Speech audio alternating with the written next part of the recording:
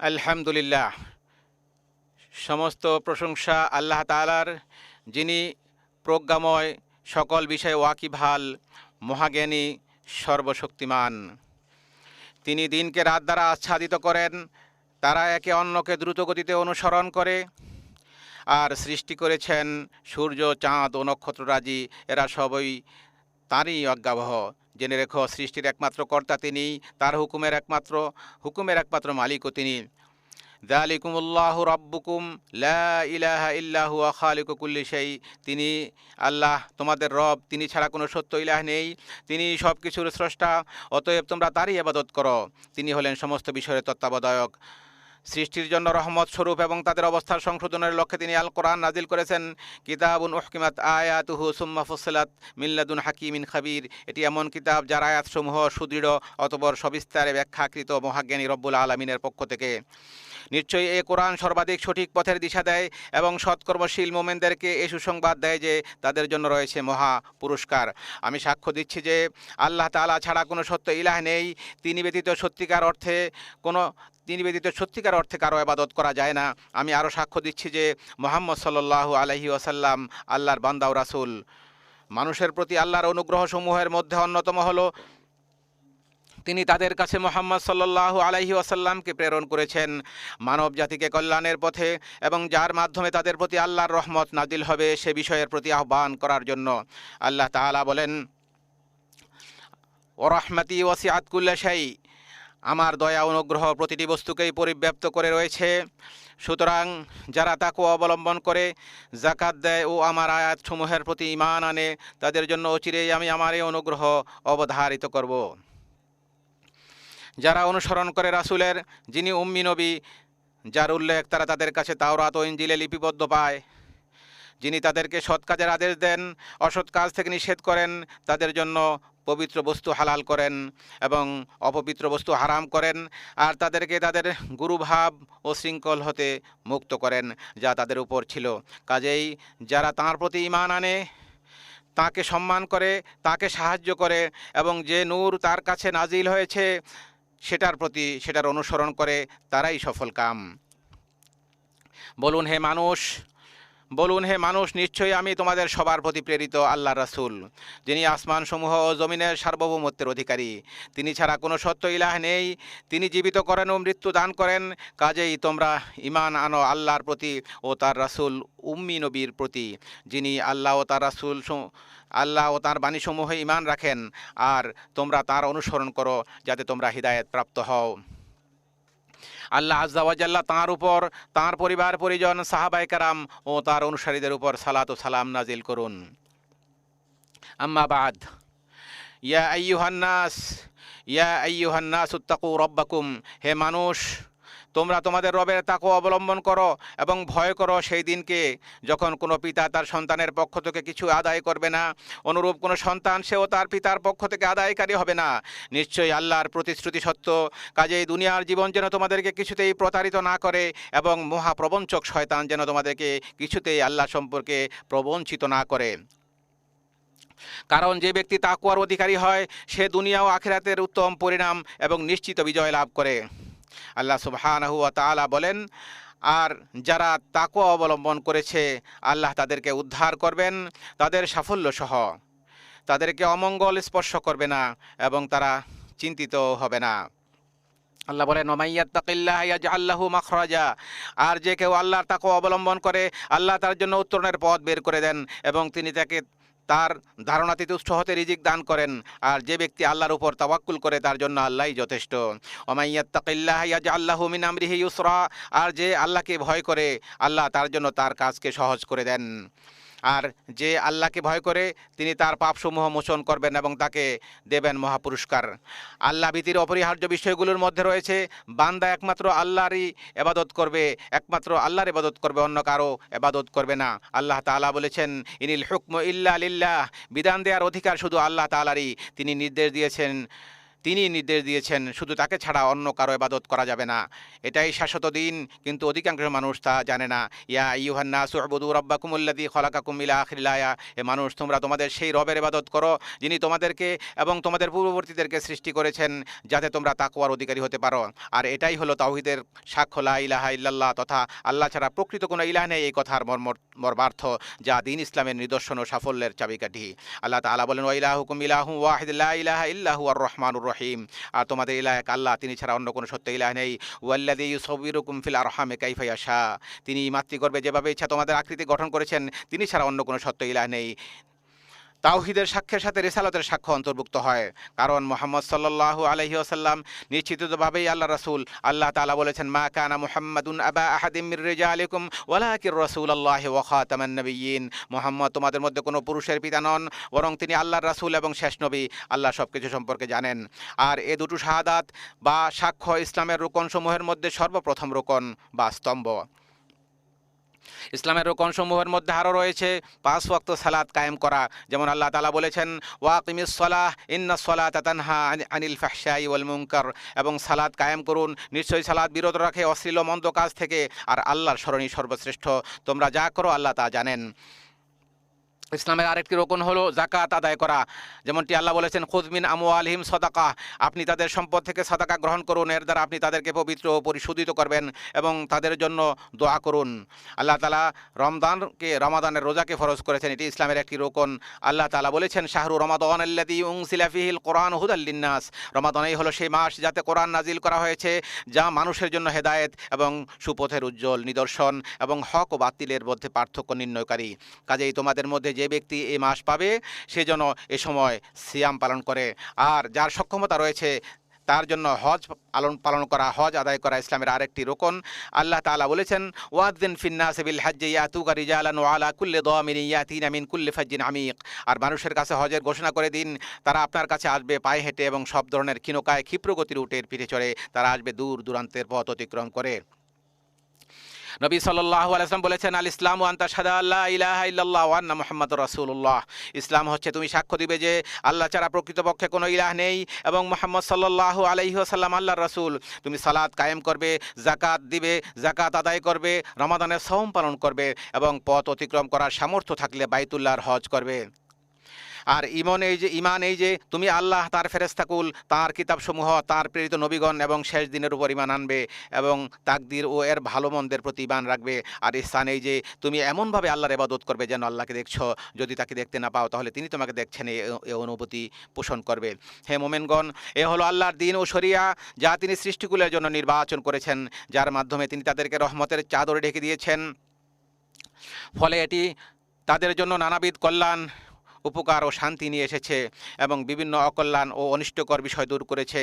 আরাফা দিবসে এই জন্যই রাসূল সাল্লাল্লাহু আলাইহি ওয়াসাল্লামের উপর আল্লাহর এই বাণী নাজিল হয়েছে, আল ইয়াউমা আকমালতু লাকুম দীনাকুম ওয়া আতমামতু আলাইকুম নি'মাতি ওয়া রাদিতু লাকুমুল ইসলামা দীনা। আর আমি আজকে তোমাদের জন্য তোমাদের দিনকে পরিপূর্ণ করে দিলাম, তোমাদের উপর আমার নেয়ামত সম্পাদন করলাম এবং ধর্ম হিসাবে তোমার জন্য ইসলামকেই মনোনীত করলাম। আর নবী সাল্লাল্লাহু আলাইহি ওয়াসাল্লাম সম্পর্কে আল্লাহ বলেন, ওমা আরসালনাকা ইল্লা রাহমাতাল লিল আলামিন। আমি আপনাকে জগৎসমূহের জন্য রহমত স্বরূপ প্রেরণ করেছি। এই পরিষ্কার অবস্থান থেকে বরকতময় ইসলামী শরিয়া কল্যাণ অর্জন ও তা বৃদ্ধি করা এবং অকল্যাণ দূরীকরণ ও তারাশ করার বিষয়টি নিয়ে এসেছে। পাশাপাশি এই সিদ্ধান্ত দিয়েছে যে অকল্যাণ প্রতিহত করা কল্যাণ নিয়ে আসার চাইতেও অগ্রগামী। একইভাবে ছোট কল্যাণ ছেড়ে দিয়ে হলেও বড় কল্যাণ অর্জন করা এবং বড় ক্ষতি রোধ করার নিমিত্তে ছোট ক্ষতি মেনে নেয়ার মূলনীতি নিয়ে এসেছে ইসলাম। একসাথে একাধিক বিষয়ের সম্মুখীন হলে সবচাইতে বড় কল্যাণ এবং সবচেয়ে ছোট ক্ষতিটি গ্রহণ করার নির্দেশ দিয়েছে ইসলাম। এইভাবে ইসলামী শরিয়া এ ব্যাপারে গুরুত্ব আরোপ করেছে যে একটি ক্ষতি দূর করতে গিয়ে আরেকটি ক্ষতি করা যাবে না। যেমন হাদিসে এসেছে, লা দরারা ওয়ালা দরার, ক্ষতি করাও যাবে না আর ক্ষতিগ্রস্ত হওয়াও যাবে না। সুতরাং যথাসম্ভব ক্ষতি রোধ করতে হবে। এ প্রসঙ্গেই ইসলামী শরিয়া এসব বিষয় নিয়ে এসেছে যা জীবনকে সমৃদ্ধ করবে এবং যার দ্বারা উন্নতি অর্জিত হবে। আমাদের শরিয়া অন্যকে ক্ষতি করা থেকে অথবা কারো প্রতি কষ্ট পৌঁছানো থেকে নিষেধ করেছে। পাশাপাশি আদেশ দিয়েছে ন্যায় নীতি, উত্তম চরিত্র, পিতামাতার প্রতি সদাচরণ, আত্মীয়তার সম্পর্ক রক্ষা করা, সত্য কথা বলা, অধিকার সংরক্ষণের সাথে সাথে হকদারের নিকট আমানত পৌঁছে দেওয়া, আমানত আদায় করা, চুক্তি ও প্রতিশ্রুতি রক্ষা করা এবং শাসকের কথা শোনা ও তাদের আনুগত্য করা ইত্যাদি বিষয়ের, যেমনটি আল্লাহ তাআলা বলেছেন, ইন্নাল্লাহা ইয়ামুরু বিল আদলি ওয়াল ইহসান ওয়া ইতাই যিল কুরবা ওয়া ইয়ানহা আনিল ফাহশাই ওয়াল মুনকার। নিশ্চয়ই আল্লাহ ন্যায় নীতি বজায় রাখা, সদাচরণ করা ও নিকটাত্মীয়দের দান করার আদেশ দিয়েছেন এবং অশ্লীলতা, অন্যায় কাজ ও অবাধ্যতা থেকে নিষেধ করেছেন। তিনি তোমাদেরকে উপদেশ দেন যাতে তোমরা উপদেশ গ্রহণ করতে পারো। আল্লাহ তোমাদেরকে আদেশ করেছেন অধিকারের নিকট আমানত পৌঁছে দিতে, আর যখন তোমরা মানুষের মাঝে বিচার করবে তখন ন্যায় ইনসাফের সাথে বিচার করবে। আল্লাহ তোমাদেরকে কত চমৎকার উপদেশ দেন। নিশ্চয়ই আল্লাহ সর্বশ্রোতা ও সর্বদ্রষ্টা। হে ঈমানদারগণ, তোমরা আল্লাহ তার রাসূল এবং তোমাদের দায়িত্বশীলদের অনুসরণ করো। অতঃপর যদি তোমরা কোনো বিষয়ে বিবাদে লিপ্ত হয়ে পড়ো, সেক্ষেত্রে আল্লাহ ও পরকালে বিশ্বাসী হয়ে থাকলে বিষয়টি আল্লাহ এবং রাসূলের উপর ন্যস্ত করো। এটি কল্যাণকর ও পরিণামের দিক থেকে উত্তম। তোমরা যখন কোনো বিষয়ে ঝগড়া বিবাদে লিপ্ত হবে, সেগুলো তোমরা আল্লাহ এবং রাসূলের প্রতি সফর্দ করো যদি তোমরা মুমিন হয়ে থাকো, আর এটাই তোমাদের জন্য সবচেয়ে কল্যাণকর। মহাপ্রজ্ঞাবান বিধানদাতা আল্লাহ রাব্বুল আলামিন 5টি মৌলিক বিষয় সংরক্ষণের প্রয়োজনীয়তার ব্যাপারে গুরুত্ব আরোপ করেছেন। এক্ষেত্রে আলাদা গুরুত্ব দেওয়ার ব্যাপারে সকল শরীয়ত এবং সকলেই একমত।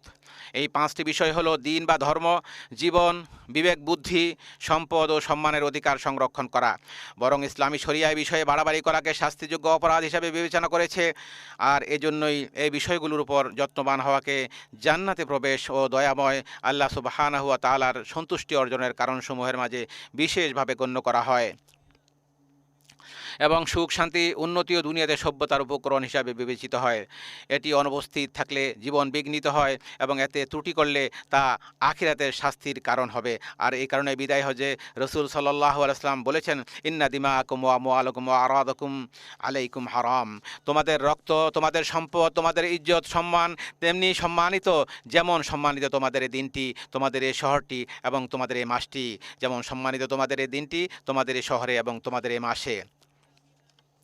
সুতরাং দিন ইসলামের অনুসরণ অত্যন্ত প্রয়োজনীয় বিষয়, কেননা আল্লাহর আনুগত্য ও তার ইবাদত ছাড়া মানুষের অন্য কোনো উপায় নেই, আর এজন্য তাকে সৃষ্টি করা হয়েছে। আল্লাহ তাআলা বলেছেন, ওমা খালাকতুল জিন্না ওয়াল ইনসা ইল্লা লিয়াবুদুন, আমি মানব জিনকে শুধু আমার ইবাদতের জন্যই সৃষ্টি করেছি। অন্যত্র তিনি বলেছেন, হে নবী, আপনি বলে দিন, আমার রব ন্যায় ইনসাফের আদেশ দিয়েছেন, তোমরা প্রতিটি সেজদার সময় তোমাদের লক্ষ্য একমাত্র আল্লাহ দিকেই নির্ধারণ করো।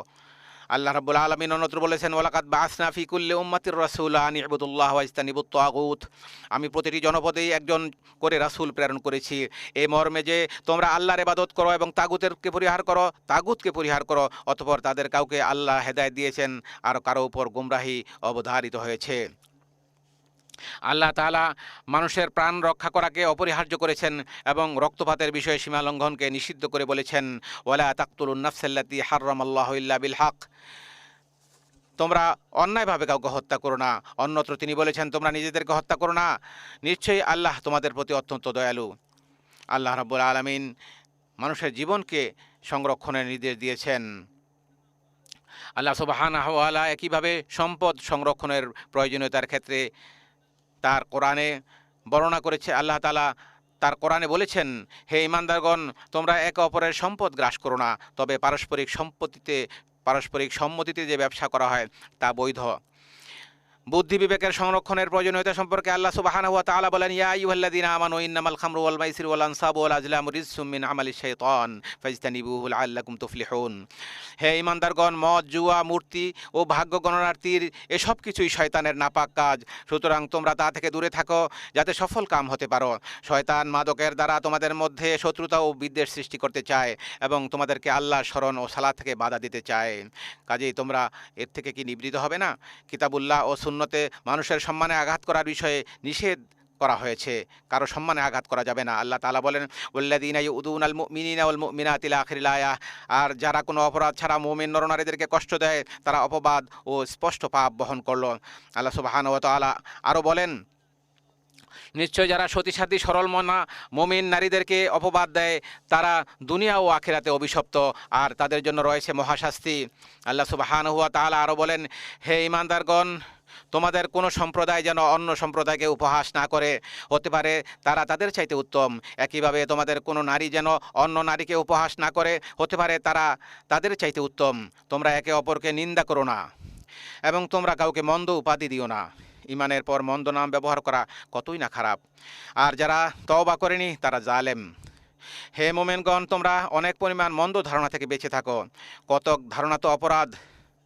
তোমরা গোপন বিষয় অনুসন্ধান করো না এবং অপরের গীবত করো না, অপরের দোষ বর্ণনা করো না। তোমাদের কেউ কি তার মৃত ভাইয়ের গোশত খেতে পছন্দ করবে? বরং তোমরা তা পছন্দ করবে না, অপছন্দ করবে। আল্লাহকে ভয় করো, নিশ্চয়ই তিনি তওবা গ্রহণকারী। উপর উল্লিখিত 5টি মৌলিক বিষয়ের পরিপূরক আরেকটি বিষয় হলো কর্ম সম্পাদনের বিভিন্ন মাধ্যম ও উপায়ের ভিত্তিতে শরীয়তের মূল উদ্দেশ্যগত বিধান জারি হওয়া।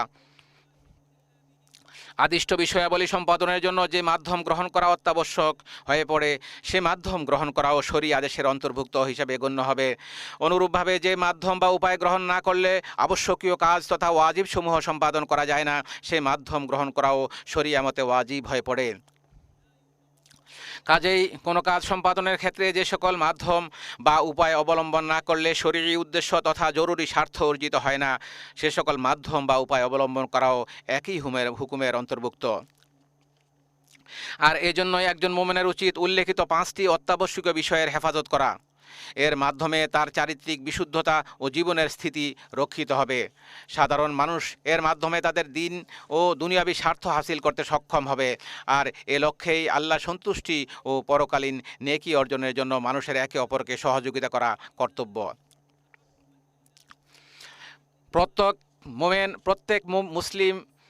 প্রত্যেক মুসলিমের দায়িত্ব হলো 5টি মৌলিক বিষয়ের সংরক্ষণের লক্ষ্যে শরীয়তের লক্ষ্য উদ্দেশ্য অর্জনের পথে নেতিবাচক প্রভাব সৃষ্টিকারীদের ব্যাপারে সতর্ক থাকা। আমাদের সবাইকে নিজ নিজ সক্ষমতা, পেশা, অর্পিত দায়িত্বের আলোকে এর জন্য কাজ করে যেতে হবে। আমাদের বংশধরকে, বিশেষ করে উঠতি প্রজন্মকে এমন শিক্ষা দিতে হবে যাতে তারা জীবনের মৌলিক এই বিষয়গুলোর প্রতি যত্নবান হতে পারে। যেহেতু সকল স্থানে ও সকল সময়ে 5টি অত্যাবশ্যকীয় বিষয়ের সংরক্ষণ করা ওয়াজিব, সেজন্য মনে রাখতে হবে সম্মানিত স্থানে এর গুরুত্ব আরও বেড়ে যায়। এই মক্কা আল মুকাররমায় এই সমস্ত জিনিসগুলোকে সংরক্ষণ করা আরও বেশি গুরুত্বপূর্ণ। আল্লাহ সুবহানাহু ওয়া তাআলা এগুলোকে সংরক্ষণ করার জন্য নির্দেশ করেছেন। বিশেষ করে মক্কা আল মুকাররমায়ের গুরুত্ব আরও বেশি। আল্লাহ তাআলা বলেছেন, ওমা ইউরিদ ফিহি বিইলহাদিন বিযুলমিন নুযিকহু মিন আযাবিন আলীম। আর যে ব্যক্তি এখানে অন্যায়ভাবে দিন বিরোধী পাপ কাজের ইচ্ছা করে, আমি তাকে আস্বাদন করব যন্ত্রণাদায়ক শাস্তি। হজ্জে দিনের নিদর্শন ও আল্লাহর প্রতি একনিষ্ঠতার প্রকাশ ঘটবে, এটি স্বাভাবিক। হজ রাজনৈতিক, দলীয় স্লোগান, প্রতীক ও চিহ্ন ব্যবহারের জায়গা নয়। এখানে নির্ধারিত কর্তৃপক্ষের নিয়ম শৃঙ্খলা, নির্দেশনা মেনে চলা আবশ্যক, যাতে করে নিরাপদে ও প্রশান্তির সাথে পবিত্র হজ্জের কার্যাবলী সম্পাদন করা যায়, যাতে করে হাজী সাহেবগণ অত্যন্ত নিরাপত্তার সাথে সুন্দরভাবে তাদের কাজগুলো করতে পারেন। আল্লাহর ঘরের সম্মানিত হাজী সাহেবগণ, নিশ্চয়ই আপনারা আরাফায় এমন এক সম্মানজনক অবস্থানে রয়েছেন যার জন্য ফেরেশতারা আপনাদেরকে নিয়ে আল্লাহর কাছে গর্ব করেন। একটি মহিমান্বিত স্থান ও বরকতময় সময়ে আপনারা একত্রিত হয়েছেন। এখানে ভালো কাজের প্রতিদান বহুগুণ বাড়িয়ে দেওয়া হয়, পাপ কাজগুলো ক্ষমা করে দেওয়া হয়, বান্দার মর্যাদা বৃদ্ধি করা হয়। কাজেই রাসূল সাল্লাল্লাহু আলাইহি ওয়াসাল্লামের সুন্নাহ অনুসরণ করে আল্লাহর কাছে নিজেদেরকে সুফর্দ করুন। সে নবীর অনুসরণ করুন যিনি এই সম্মানজনক স্থানে সাহাবীদেরকে উদ্দেশ্য করে ভাষণ দিয়েছিলেন। বেলাল রাদিয়াল্লাহু তাআলা আনহুকে আদেশ দিলে তিনি আজান ও একামত দেন।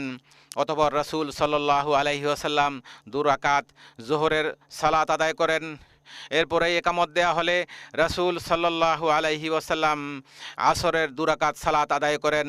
মূলত তা 2 সালাতকে একত্রিত করা এবং অগ্রবর্তী করে আদায় করার একটি বিধান। অতঃপর তিনি উষ্ট্রির পিঠে বসেন, সে অবস্থায় আল্লাহকে স্মরণ করতে থাকেন যতক্ষণ না সূর্যের লাল আভা বিলীন হয়ে যায়। অতঃপর তিনি মুজদালিফায় গমন করেন।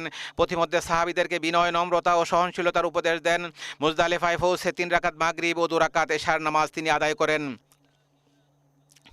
ফজরের সালাত আদায় না করা পর্যন্ত সেখানে রাত যাপন করেন। ভোরের আলো পরিস্ফুটিত না হওয়া পর্যন্ত সেখানে দোয়া করতে থাকেন। অতঃপর মিনার দিকে অগ্রসর হন। মিনায় পৌঁছে জামরায় আকাবাতে 7টি ছোট পাথর নিক্ষেপ করেন। অতঃপর কোরবানির পশু জবাই করেন ও মাথা মুন্ডন করেন। এরপর বাইতুল্লাহ হজের ফরজ তওয়াফ তথা তওয়াফুল ইফাদা সম্পন্ন করেন। তওয়াফ শেষ করে রসুল সাল্লাল্লাহু আলাইহি ওয়াসাল্লাম মিনায় ফিরে আসেন। তাশরিকের দিনগুলোতে সেখানে অধিক পরিমাণে তাকবীর, তাহলিল ও তাহমিদের মাধ্যমে আল্লাহর জিকির করার মধ্য দিয়ে অবস্থান করেন। প্রতিদিন দ্বিপ্রহরের পর 3টি জামরায় তিনি পাথর নিক্ষেপ করেছেন। ছোট ও মধ্যম জামরাতে পাথর মেরে আল্লাহর কাছে তিনি দোয়া করেছেন। আর অক্ষম অপারগদের জন্য মিনায় অবস্থান করার ক্ষেত্রে ছাড় দেওয়া হয়েছে। রসুলের সুন্নাহ হলো 13তম দিবস পর্যন্ত মিনায় অবস্থান করা, এটি উত্তম, যদিও 12তম দিবসে মিনা ত্যাগের অনুমতি রয়েছে, তবে 13তম দিন পর্যন্ত থাকা সুন্নাহ। হজের যাবতীয় কার্যাবলী সমাপ্ত হওয়ার পর মদিনায় ফিরে যাওয়ার মনস্থ করলে রাসূল সাল্লাল্লাহু আলাইহি ওয়াসাল্লাম পবিত্র কাবা করে বিদায়ী তওয়াফ সম্পন্ন করেন। আল্লাহর ঘরের মেহমান সম্মানিত হাজী সাহেবগণ, রাসূল সাল্লাল্লাহু আলাইহি ওয়াসাল্লাম সিয়াম পালন না করেই আরাফাতের ময়দানে অবস্থান করেছেন, যাতে আল্লাহকে বেশি বেশি করে স্মরণ করার ক্ষেত্রে তা সহায়ক হয়। তিনি আরাফাতের সময়টুকু আল্লাহর অধিক পরিমাণে স্মরণ, আল্লাহর জিকির ও তার কাছে বেশি বেশি চাওয়ার মাধ্যমে, দোয়ার মাধ্যমে অতিবাহিত করেছেন। সুতরাং আপনারা রাসূল সাল্লাল্লাহু আলাইহি ওয়াসাল্লামকে অনুসরণ করুন। আল্লাহ সুবহানাহু ওয়া তাআলা ইরশাদ করেছেন যেন আল্লাহর রসুল সাল্লাল্লাহু আলাইহি ওয়াসাল্লামের অনুসরণ করা হয় এবং বেশি বেশি দোয়া করা হয়। তোমরা মিনতি ভরে ও সঙ্গোপনে তোমাদের রবকে ডাকো এবং ভয় ও প্রত্যাশা নিয়ে তাকে ডাকো, আল্লাহকে ডাকো। আপনারা নিজেদের জন্য, নিজেদের পিতামাতা এবং যাদের সাথে আপনাদের সম্পর্ক রয়েছে তাদের সবার জন্য আল্লাহর কাছে দোয়া করুন, কারণ কারো অনুপস্থিতিতে তার জন্য কেউ দোয়া করলে দায়িত্বপ্রাপ্ত ফেরেশতারা বলেন আমিন, তোমার জন্য একই পুরস্কার।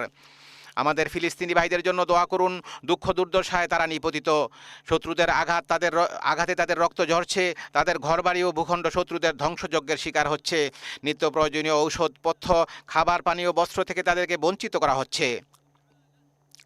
নিঃসন্দেহে যারা পরের উপকার করে এবং অন্যের প্রতি অনুগ্রহ প্রদর্শনে এগিয়ে আসে, আমাদের দোয়া পাওয়ার ব্যাপারে তারাই বেশি হকদার। যারা হারামাইন শরীফাইনের খেদমতে নিয়োজিত আছেন এবং আল্লাহর ঘরের মেহমানদের কষ্ট লাগবে, রাত দিন নির্ঘুম ও ক্লান্ত পরিশ্রম করে যাচ্ছেন, তাদের কথা বলতেই হবে। আর এই শ্রেণীর ব্যক্তিদের মধ্যে সর্বপ্রথমে আসে খাদিমুল হারামাইন শরীফাইন বাদশাহ সালমান বিন আব্দুল আজিজ এবং তার বিশ্বস্ত ক্রাউন প্রিন্সের কথা। হে আল্লাহ, হে চিরঞ্জীব, হে মহান সত্তা, হে অতি সম্মানের অধিকারী রব, আপনার কাছে প্রার্থনা করছি আপনার দয়া ও অনুগ্রহে খাদিমুল হারামাইন শরীফাইন বাদশাহ সালমান বিন আব্দুল আজিজ ও তার বিশ্বস্ত ক্রাউন প্রিন্স মোহাম্মদ বিন সালমানকে যাবতীয় কল্যাণমূলক কাজের তৌফিক দান করুন। তাদের জন্য আপনি সাহায্যকারী হয়ে যান, তাদের প্রতিদান বৃদ্ধি করে দিন এবং তাদের প্রতি সন্তুষ্ট হয়ে যান। তাদের খেদমতগুলোকে কবুল করে নিয়ে তাদেরকে জাযায়ে খায়ের দান করুন। তারা ইসলাম এবং মুসলমানদের খেদমত করছে, আল্লাহ তাদের সওয়াবকে আপনি বাড়িয়ে দিন, তাদেরকে ক্ষমা করে দিন। হে আল্লাহ, হাজী সাহেবদের হজকে কবুল করুন, তাদের কাজগুলোকে সহজ করে দিন, সহি সালামতে প্রভূত কল্যাণ অর্জনের মধ্য দিয়ে গুণামুক্ত হয়ে কবুলকৃত তওবার সৌভাগ্য লাভ করে এবং যাবতীয় প্রয়োজন মিটিয়ে যেন তারা নিজ নিজ দেশে ফিরে যেতে পারে, সেই তৌফিক দান করুন। হে আল্লাহ, সকল মুসলিম ও মুমিন নরনারীকে ক্ষমা করুন, সকল অনিষ্ট থেকে তাদেরকে রক্ষা করুন, তাদের দিন ও নিরাপত্তাকে, তাদের রক্ত ও সম্পদকে, তাদের বিবেক বুদ্ধি ও মান সম্মানকে হেফাজত করুন, তাদের জন্য কল্যাণের ফায়সালা করুন, যাবতীয় অনুষ্ঠতা ও মন্দ বিষয় থেকে তাদেরকে দূরে রাখুন, তাদের অন্তরকে পরিশুদ্ধ করুন, তাদের ভূখণ্ডকে নিরাপদে রাখুন, অভাব থেকে তাদেরকে মুক্ত করুন।